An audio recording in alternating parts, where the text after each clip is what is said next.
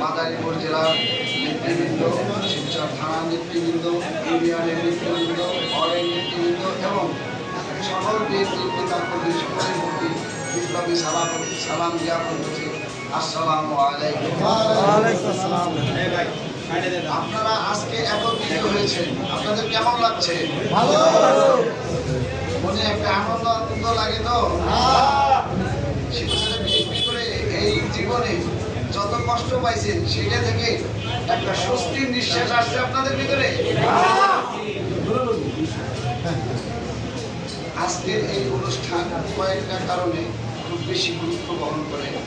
প্রথমত, এই দত্তপাড়া ইউনিয়ন বিএনপির কার্যালয়ে মামলা তোলাতে উদ্বোধন অনুষ্ঠান, যেটা মনে হয় 1 মাস আগে এখানকার উপস্থিত কোনো নেতাকর্মী কল্পনায়ও ভাবেন নাই।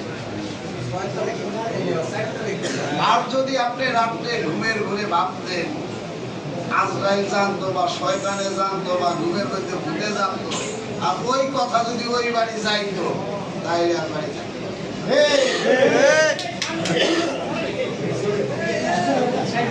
আরেকটা কারণে আজকে গুরুত্ব বহন করে, আমাদের প্রিয় নেত্রী মুক্তি পেয়েছেন, তার সুস্বাস্থ্য কামনা করি। এটা আমাদের জন্য আজকে বিশেষ বার্তা যে আমাদের নেত্রী, অনেকেই কয়েকদিন আগে বলেছে আইসিইউতে আছে, সে ক্লিনিক্যাল ডেড হয়ে গেছে। আশা করি যারা ভালোবাসেন বিএনপিকে তারাও এই সংবাদে কষ্ট পেয়েছেন। আমরা দোয়া করি আল্লাহ তাকে অনেক সুস্থ করুন, আবার আমাদের নেতৃত্ব। আরেকটি কারণে আজকের খুবই গুরুত্ব বহন করে, সেটা হচ্ছে যে আমরা মুক্তি পেয়েছি, বিজয় পেয়েছি।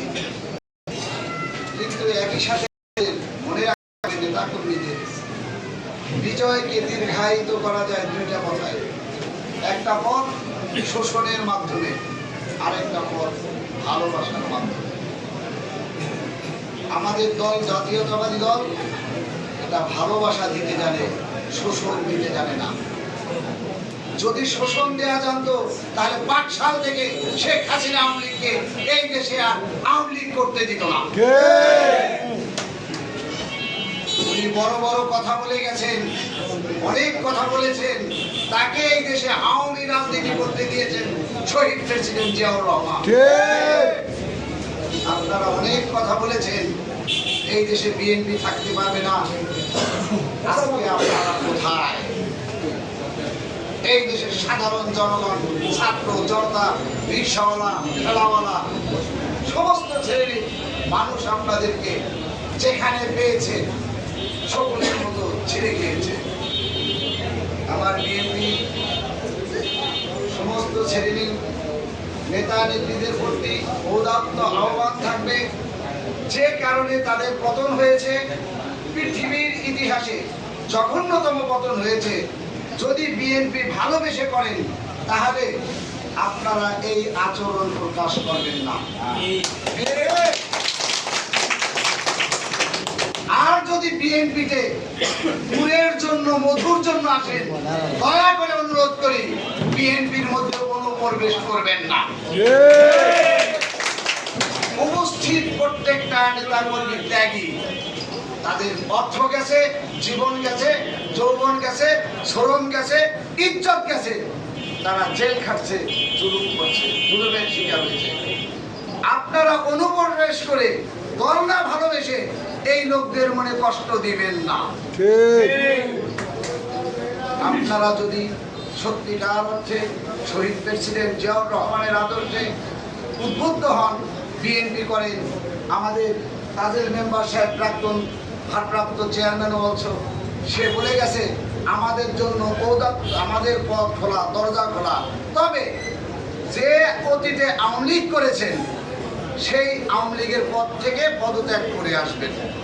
আমি দত্তপাড়া ইউনিয়ন বিএনপির সভাপতিকে নির্দেশ দেব অথবা অনুরোধ করব, আপনি আওয়ামী লীগ, স্বেচ্ছাসেবী লীগ, যুব লীগ, সৈনিক লীগ, খাতা লীগ, কলম লীগ, কাস্তে লীগ যা আছে সব লীগের কমিটির পেপারস আপনি নেবেন। নেয়ার পরে দত্তপাড়া ইউনিয়ন বিএনপি সাজাবেন। আপনারা কি এটা সমর্থন করেন? হ্যাঁ, দলকে ভালোবাসার অধিকার আছে। আজকে একজন চাপে আওয়ামী লীগ করছে, আগামী দিন সে বিএনপি করতে পারে। এই অধিকার তার আছে, সাংবিধানিক অধিকার, এই দেশের নাগরিক অধিকার। আমরা সেটাকে ক্ষুণ্ণ করব না। কেউ কাউকে যোগ দেওয়ার জন্য কোনো চাপ দিবেন না, অর্থের লেনদেন করবেন না। আমি নেতা কর্মীদের কাছে স্পষ্ট বলতেছি, এই দেশের সন্তান আমি, আপনিও। অর্থের লেনদেনের মাধ্যমেও অনেককে চাপ প্রয়োগ করে ঘুরানো হয়। এই আদর্শ আপনারা দলে আনবেন না।